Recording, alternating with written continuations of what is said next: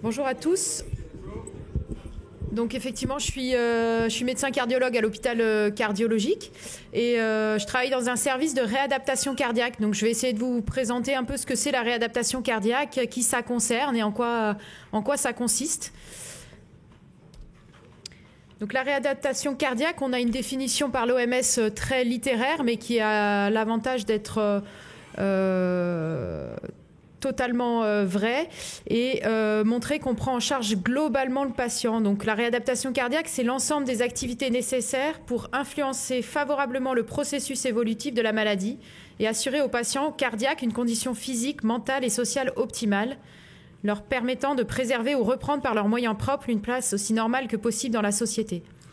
Donc c'est tout un programme, mais qu'on essaye de mener à bien dans notre service. Donc ça concerne qui, la réadaptation cardiaque? Ça concerne les gens qui ont une maladie cardiaque. Il faut savoir que voilà, la maladie cardiaque, c'est pas que l'infarctus, il y a tout un tas de pathologies cardiaques et donc on va intervenir dans toutes ces pathologies. Donc le plus souvent et historiquement, la réadaptation cardiaque, elle avait été faite pour les patients qui étaient opérés par exemple d'un pontage. Vous faites un infarctus, on est obligé de mettre des pontages. À ce moment-là, vous avez une chirurgie à cœur ouvert et on vous propose de la réadaptation derrière. Mais ça peut être dans les suites d'un infarctus. Un infarctus, c'est une artère du cœur qui se bouche. Donc vous avez peut-être entendu parler des stents, on débouche à l'aide de stents, des petits ressorts qu'on met dans les artères. Et ça, suite à ça, on peut proposer la réadaptation cardiaque. On peut proposer la réadaptation tout simplement dès qu'on a mis un stent dans les artères. Parfois, ça ne se manifeste pas toujours par un infarctus. Ou en cas d'insuffisance cardiaque. Donc ça concerne toutes les cardiopathies. Du muscle, donc l'atteinte du muscle cardiaque, ou alors si vous avez une atteinte des valves cardiaques, ou alors des cardiopathies congénitales qui surviennent dès la naissance. Et je mets qu'il y a des indications bien plus larges parce que de plus en plus, les indications s'élargissent parce qu'on s'aperçoit que l'activité physique, c'est un élément pronostic majeur dans toutes les cardiopathies et d'ailleurs dans toutes les maladies chroniques. Et donc les indications s'élargissent de plus en plus et sont amenées à s'élargir. Donc à chaque étape de la prise en charge du patient, il faut se poser la question, est-ce qu'il est déjà passé par la phase de réadaptation cardiaque? Donc la réadaptation cardiaque, c'est pas que l'activité physique, c'est pas que le réentraînement à l'effort, c'est effectivement la prise en charge globale d'un patient. Et donc la pièce centrale, c'est quand même le réentraînement à l'effort. On va en parler tout à l'heure, comment on le propose. Mais il y a tout un tas de choses qu'on va proposer aux patients pour prendre en charge globalement sa maladie. Et donc, on va s'attaquer aux facteurs de risque. Les facteurs de risque, c'est les facteurs de risque cardiovasculaires, ceux qui font qu'un patient est plus à risque que quelqu'un de son âge à développer une maladie cardiovasculaire. Donc, maladie cardiovasculaire, on entend toutes les atteintes des vaisseaux, donc les infarctus du myocarde ou alors au niveau cérébral, un AVC. Et donc les facteurs de risque cardiovasculaire, ça va être le cholestérol, le diabète, la sédentarité, tout ce qui est comportement alimentaire, l'obésité. Donc on va s'attaquer à tout ça et on va les éduquer vis-à-vis des facteurs de risque cardiovasculaire et mettre en place un traitement éventuellement. L'optimisation du traitement, donc au cours de la réadaptation cardiaque, on va avoir la chance de voir le patient très souvent, donc on va pouvoir adapter au mieux les traitements. Et parfois c'est difficile, on a des effets indésirables, donc il faut essayer d'équilibrer entre effets indésirables et le bénéfice qu'on attend. L'éducation thérapeutique. Donc l'éducation thérapeutique du patient, on va lui proposer un programme en fait d'éducation thérapeutique autour de sa maladie pour le rendre acteur de sa maladie, qu'il soit au courant de ce qu'est sa pathologie, de ce que sont ses traitements et quelles sont toutes les mesures préventives qu'il va pouvoir mettre en place pour éviter des nouveaux événements. La prise en charge psychologique, elle est hyper importante. Ils ont tous eu au moins une maladie cardiaque, si ce n'est un infarctus du myocarde, un arrêt cardiaque. Donc, il y a beaucoup de répercussions dans leur vie quotidienne et donc, il y a une prise en charge psychologique qui est nécessaire. Et de plus en plus, au vu de l'élargissement des indications, on a des patients qui sont de plus en plus jeunes. Nous, on a beaucoup de patients, la moyenne d'âge, elle est entre 50 et 60 ans dans nos services de réadaptation. Donc, c'est des gens qui travaillent encore. Ou alors même on a beaucoup de gens autour de 20, 30 ans qui ont eu des cardiopathies dans l'enfance et donc qui ont toujours une insuffisance cardiaque. Donc il va falloir les aider à se réinsérer au niveau professionnel. Parfois ils sont en arrêt de travail depuis longtemps ou alors ils ont dû se mettre en arrêt de travail pour une hospitalisation. Donc il faut s'occuper de ça parce que ça fait partie de la prise en charge. Donc les bénéfices attendus de la réadaptation cardiaque, c'est tout d'abord une amélioration de l'activité, des capacités physiques, parce que vous verrez, on va vraiment centrer quand même sur le réentraînement à l'effort. Donc le but, c'est quand même qu'ils sortent de notre centre avec des meilleures capacités physiques, parce qu'on sait en plus qu'elle est corrélée à l'amélioration de la qualité de vie. Plus vous êtes en forme physiquement, meilleure est votre qualité de vie. Et nous, ce qu'on cherche à avoir, c'est l'amélioration du pronostic. Ce qu'on appelle pronostic, c'est idéalement la diminution des décès liés à leur cardiopathie, mais on a aussi, ce qui peut être intéressant, donc c'est de réduire la mortalité cardiovasculaire et de réduire les hospitalisations pour insuffisance cardiaque. Donc on sait que chez l'insuffisant cardiaque, c'est-à-dire la cardiopathie tout venant en dehors du coronarien, on a une réduction de la mortalité qui est assez faible, qui n'est pas présente dans toutes les études, mais on a surtout une diminution des réhospitalisations pour insuffisance cardiaque. Ça veut dire que c'est des gens qui sont quand même plus en forme après leur réadaptation cardiaque et qui connaissent les signes qui doivent les alerter. Et souvent, on peut prévenir les réhospitalisations. C'est aussi des gens qui sont éduqués sur leur maladie avec des traitements qui sont optimisés. Et chez le coronarien, par contre, ça a nettement démontré une réduction de la mortalité cardiovasculaire et les réhospitalisations pour des nouveaux événements. Donc il y a pas mal d'études dans la littérature qui traitent de ces sujets-là, de la réadaptation cardiaque. C'est pas toujours des études randomisées parce que c'est pas si facile que ça à mener. Mais là, vous avez une méta-analyse de 63 études, donc environ 14 500 patients qui avaient présenté un infarctus du myocarde. Et on voit sur cette méta-analyse qu'effectivement, il y a une réduction de la mortalité cardiovasculaire de 26% chez les patients réadaptés, une amélioration de la qualité de vie et une réduction du nombre de réhospitalisations.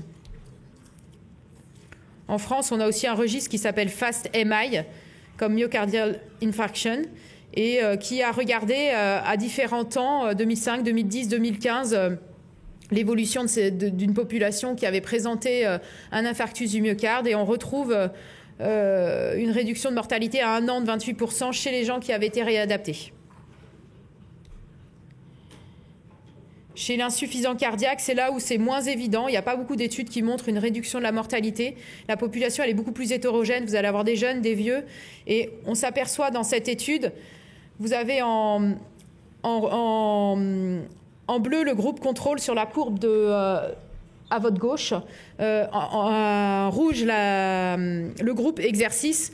La différence, elle est pas tout à fait significative. Il y a pas une franche amélioration de la mortalité entre les deux groupes. En revanche, quand vous regardez les courbes avec les 4 couleurs, le quartile 4, c'est la courbe jaune.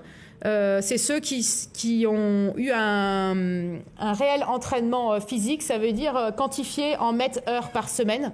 Donc à plus de 6 mètres-heures par semaine, on a un réel effet sur la mortalité et les réhospitalisations. Et les résultats négatifs, ils sont tirés par ceux qui finalement ont fait peu d'activité physique au cours de la réadaptation. Et ça, c'est le cas dans les populations âgées. On va être confronté à des gens qui ont d'autres pathologies, des pathologies articulaires, une fragilité globale qui fait que c'est difficile à mener un vrai programme de réentraînement à l'effort. Donc ça, c'est des graphiques pour dire que dans toute population qui présente une cardiopathie, globalement, la capacité à l'exercice, elle est un élément pronostic majeur. Ça veut dire que les gens qui ont une bonne capacité à l'effort, ils ont plus de chances de survie et en meilleure santé. Donc ça, c'est vraiment, c'est là où c'est vraiment important de s'occuper de leur activité physique. Donc la réadaptation, elle va être proposée au décours de la phase d'hospitalisation. Ça veut dire que quelqu'un, il va faire un infarctus, va être hospitalisé pour un syndrome coronarien aigu, pour un infarctus. Il va rester 2-3 jours à l'hôpital, on va lui déboucher son artère, on va mettre en place les traitements et après il va sortir de l'hôpital. Et donc, nous, le but, c'est de les récupérer, ces patients, entre 7 et 1 mois après leur hospitalisation pour leur proposer le programme de réentraînement. Ou alors, ça va être des gens qui vont sortir de chirurgie. Là, ils vont rester plutôt 1 semaine, 10 jours. Alors, les patients les plus fragiles vont aller directement à SSR, hospitalisés pendant 15 jours, 3 semaines. Ceux qui sont plus en forme et qui ne veulent pas ce type de convalescence, comme on dit, vont venir à 3 semaines, 4 semaines de la chirurgie.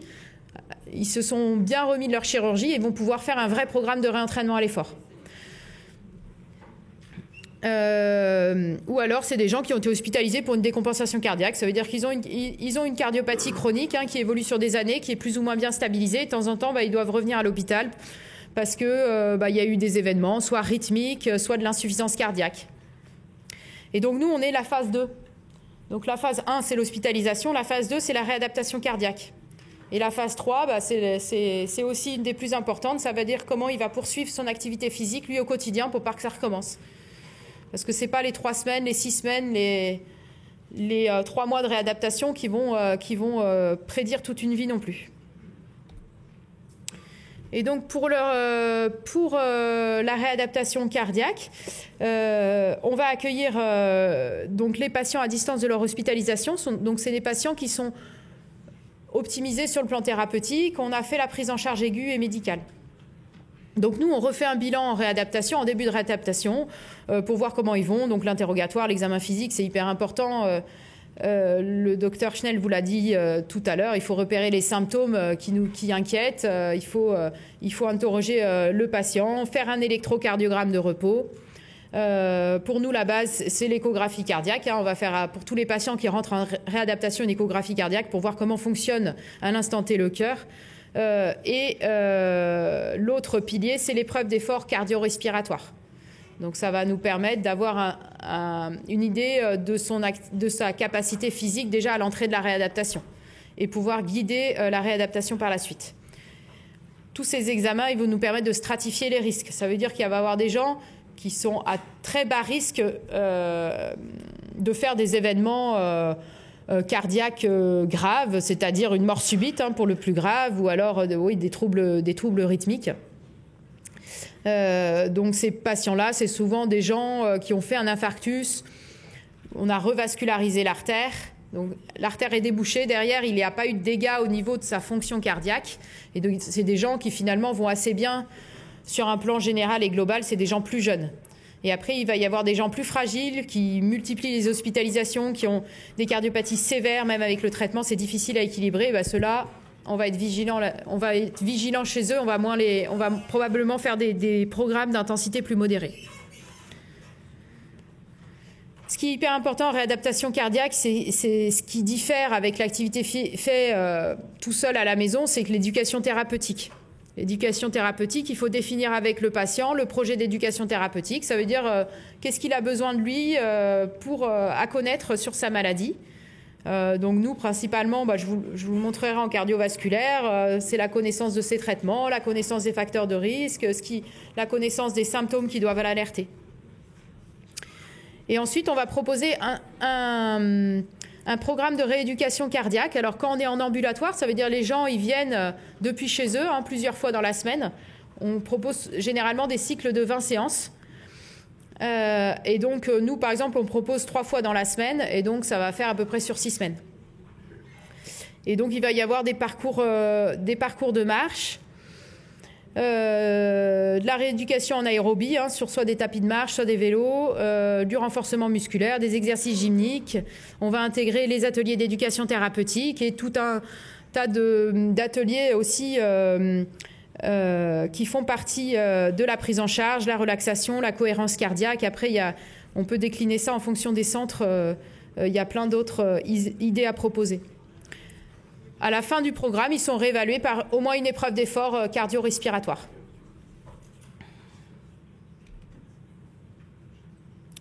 Donc l'épreuve d'effort cardio-respiratoire, je ne sais pas si vous connaissez le principe, c'est ce qu'on appelle la VO2 max, la mesure de la VO2 max. On sait que la mesure de la VO2 max, c'est le reflet de la capacité fonctionnelle d'un patient. Nous, en cardiologie, c'est un élément pronostic majeur, puisque plus, on l'a dit, plus la VO2 max elle est élevée pour un patient, meilleur est son pronostic. Donc ça va ça va nous aider à le prendre en charge. Et donc une épreuve d'effort cardio-respiratoire, on va analyser les paramètres cardiologiques, donc avec l'électrocardiogramme, 12 dérivations, la tension artérielle, la fréquence cardiaque, et on va analyser les paramètres respiratoires avec un masque ou un embout pour définir les volumes respiratoires de CO2 et d'oxygène. Donc l'épreuve d'effort, généralement, elle se déroule avec 8 à 12 minutes d'effort, d'intensité progressivement croissante.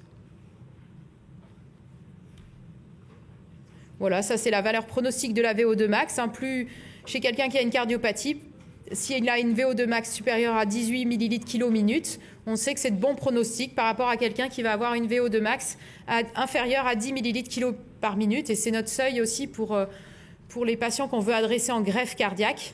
Ça veut dire que quelqu'un qui a une cardiopathie sévère et qui en plus a une capacité fonctionnelle qui est très faible, c'est un argument supplémentaire pour dire que lui, il faut le greffer.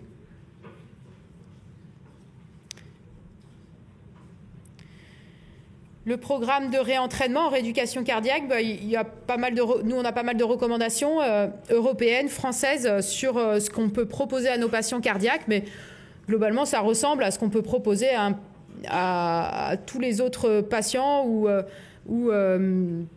personnes sans cardiopathie, puisque c'est basé sur des exercices aérobies associés à des exercices en résistance. Donc l'idéal, c'est 3 à 5 fois dans la semaine, d'après leurs recommandations, entre 40 et 80% de la VO2 pic. Ça va dépendre des patients, avec une durée entre 20 et 60 minutes. Donc c'est des recommandations qui sont assez larges, donc on peut vraiment s'adapter à tous nos patients.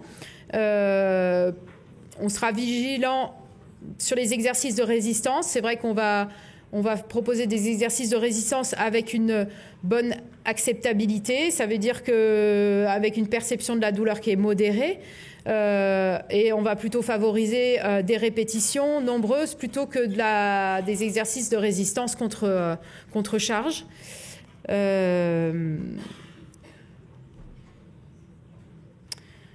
Sur les exercices aérobies, on peut faire des exercices à intensité constante ou des exercices en intervalle training. Peu importe, il n'y a pas de surrisque chez nos patients cardiaques à proposer de l'intervalle training. Nous, on en fait en réadaptation. En revanche, souvent, c'est assez peu accepté de faire de la haute intensité. Donc souvent, si on fait de l'intervalle training, on va proposer plutôt de l'intensité modérée. Globalement, on va optimiser la dépense énergétique totale. Ça veut dire que plus l'activité physique elle est importante, plus globalement le bénéfice attendu est important. Alors, je voulais juste vous présenter notre service de rééducation cardiaque à l'hôpital Louis Pradel. Nous, on prend en charge 300 patients par an et on est un service ambulatoire. Comme je vous l'ai dit, ça veut dire que les gens, ils ne sont pas hospitalisés. Ils viennent faire des séances plusieurs fois dans la semaine. Donc, on a un groupe qui va fonctionner 3 fois dans la semaine, lundi, mercredi, jeudi. Il y a 2 groupes, un qui vient l'après-midi, un qui vient le matin. Et pareil pour le mardi, jeudi. C'est des patients plus fragiles qui vont venir 2 fois dans la semaine. Donc, c'est dans les locaux de l'hôpital. On a une salle de réentraînement et un petit gymnase. Et globalement, on va prendre des patients, comme je vous ai dit, soit après un infarctus, après une chirurgie. On a une grosse patientèle de cardiopathie congénitale parce qu'il y a un gros service dans l'hôpital. Et on fonctionne avec les médecins cardiologues. Et on a 2 APA à temps plein, un kiné à temps plein, une psychologue également. Et après, on fonctionne avec des infirmières tabacologues et diététiciennes qui vont intervenir ponctuellement pour nos patients. Et donc une matinée, voilà ce qu'on leur propose. Ils viennent à 8h30, on leur propose une demi-heure d'échauffement. Et ensuite, on les divise en 2 groupes. Et il y en a qui vont faire l'activité gymnique qui est organisée selon un circuit training.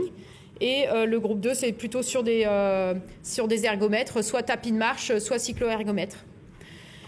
Et il nous reste une dernière heure à la fin pour l'adapter en fonction de la journée. Ça va être soit un atelier d'éducation thérapeutique, soit on va aller marcher dans l'hôpital, soit ils ont des séances de relaxation, des choses comme ça. Je vous ai mis des séances... je ne sais pas si j'ai encore beaucoup de temps. Je crois que c'est fini mon temps. Ouais. Bon, alors après, c'était plus aussi, comme je sais que vous avez les présentations, c'était plus pour vous mettre des exemples de ce qu'on est capable de faire dans le centre de réadaptation. Ça, c'est des exemples pour un patient coronarien. Hein. Il faut savoir, un patient qui a fait un infarctus, il est quand même, c'est 40 ans, 50 ans, il est en forme physiquement, même s'il y en a qui sont sédentaires. Donc, on va leur proposer des choses qui sont assez intenses. Donc, vous regarderez. Voilà, bon, ça c'est de l'échauffement. Et après, les circuits training, vous pouvez adapter tous les exercices que vous connaissez aux patients coronariens.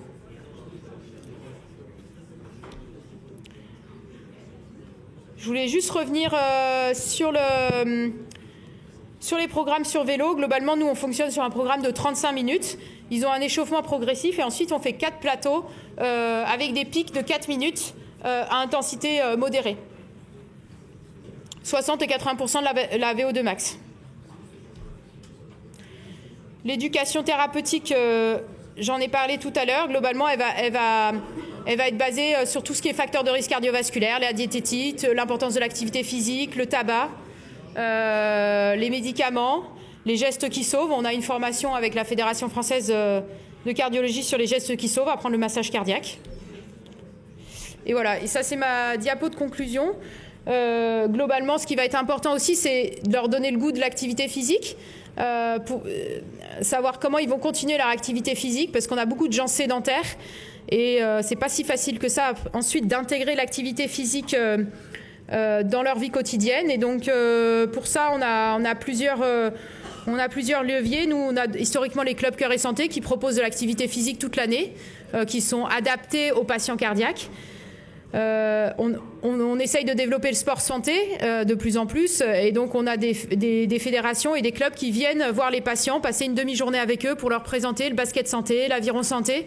Donc on est très preneur d'associations pour pouvoir donner envie aux patients. On a le réseau d'Alire aussi qui propose de recevoir nos patients pour trouver l'activité physique qui leur est adaptée.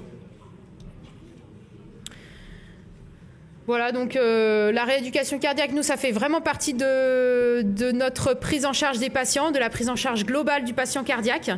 Et ça permet d'améliorer la tolérance à l'effort et surtout d'améliorer la qualité de vie, de réduire la mortalité et les hospitalisations. Voilà, et donc nos challenges pour les années à venir, j'en ai parlé, le développement du sport santé, parce que nous, on est la phase, comme je vous ai présenté, on est la phase 2, la phase 3, elle est hyper importante. Comment le patient va continuer son activité physique. Prévention. J'ai mis prévention primaire, ça veut dire que nous, on est en train de réfléchir sur comment les APA peuvent peut-être intervenir avant la maladie chez les patients à haut risque cardiovasculaire pour intégrer l'activité physique chez ces patients-là. Et voilà, il va falloir diversifier l'offre de soins parce qu'il y a de plus en plus de patients qui peuvent bénéficier de la réadaptation cardiaque, mais nos centres, ils sont trop petits. Ils ne correspondent pas toujours, il faut être libre en journée. Or maintenant, avec la téléréadaptation, la possibilité d'avoir des objets connectés, on pourrait aussi imaginer une réadaptation qui se fasse en dehors de l'hôpital. Voilà, merci.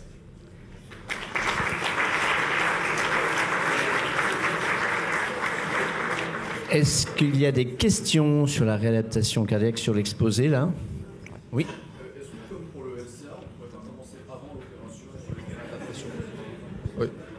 Comme le LCA, est-ce qu'on pourrait pas commencer avant l'opération ou ça sert à rien? Oui, non, dans l'idéal, ça serait une bonne indication. Ça veut dire, alors, nous, les gens qui se font opérer du cœur, parfois c'est un peu brutal. Ça veut dire que dans ces cas-là, ils se font opérer, ils sont pas très bien, et donc de toute façon, dans le mois, on doit les opérer, ils peuvent pas trop faire d'activité physique.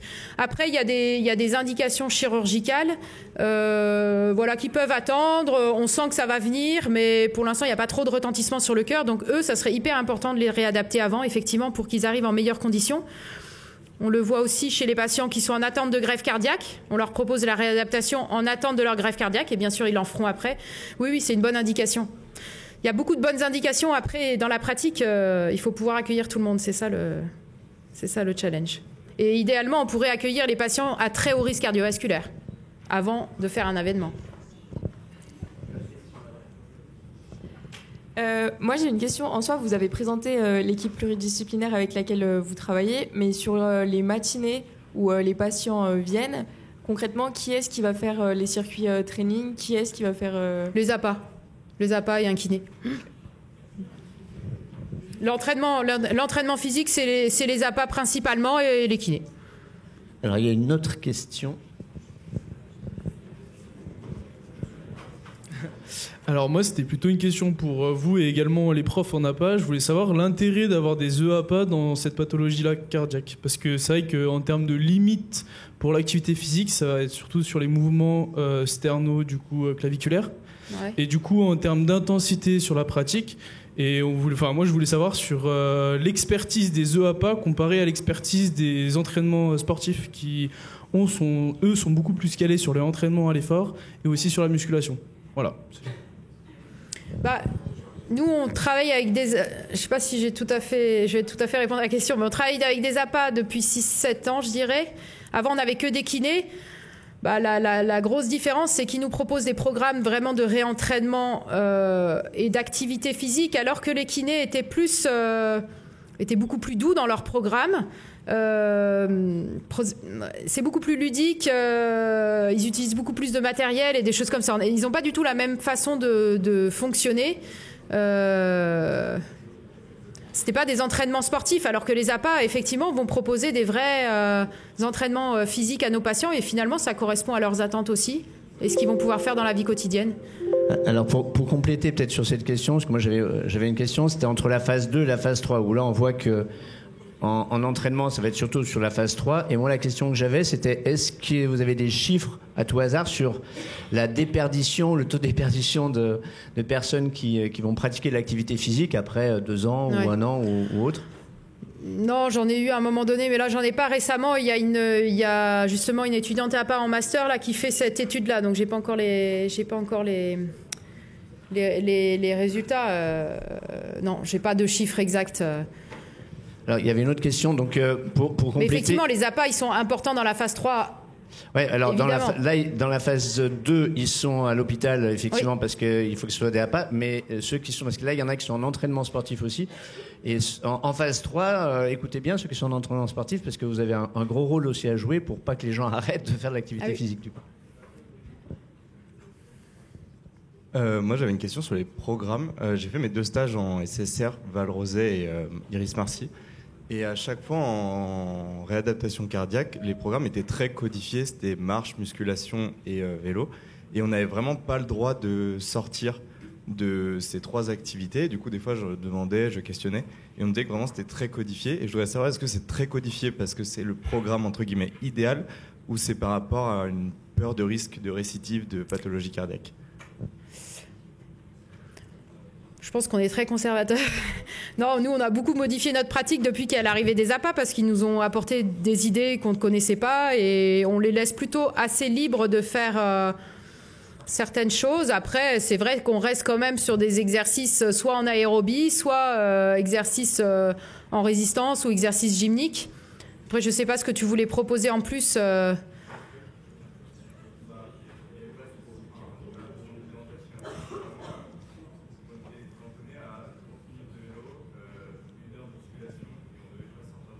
Ouais. Nous, on les laisse assez libres. Après, c'est vrai qu'on a quand même notre schéma de programme qu'on respecte parce qu'on fonctionne avec des gros groupes et donc après, c'est adapté à chaque patient quand même. Une dernière question. C'est toujours par rapport au programme que vous effectuez. Il y avait 2 programmes, un en SV1 et un en SV2. Ouais. Avec, par exemple, un patient. Vous continuez vous travaillez ces seuils, vous essayez de les maintenir plus longtemps ou on essaye d'améliorer ces différents seuils ventilatoires, par exemple en phase à l'hôpital? Globalement, chez un patient pas fragile, on va travailler au SV1 en faisant du fractionné, pas toujours au SV2, mais à 80% de la VO2 max. 70-80% de la VO2 max. Après, pour les patients plus fragiles, parfois on reste au SV1. Le problème, c'est que ça dépend des pathologies extracardiaques aussi, le plus souvent. On a tout un groupe où globalement, on n'est pas trop drivé par la cardiopathie, mais plus par la fragilité globale du patient. Ouais. Alors, une toute dernière question. Est-ce qu'il y a des aides ergogéniques? Parce que là, je viens de voir une étude, par exemple, supplémentation en testostérone sur des patients très graves et ça a aidé à réduire les risques cardiaques. Non, c'est pas une blague. Donc est-ce que ça se fait ou pas en France? Ça aiderait à réduire quoi? Les risques cardiaques, cardiovasculaires. Par la testostérone? Oui. je connais pas. Là, globalement, on leur dit de pas trop prendre de suppléments. Parce que c'est plutôt pro-arythmogène chez des gens fragiles. Souvent, c'est à risque rythmique, tout ce genre de choses. Mais après, Monsieur Chevalier peut-être connaît mieux. On peut applaudir et remercier l'intervenante.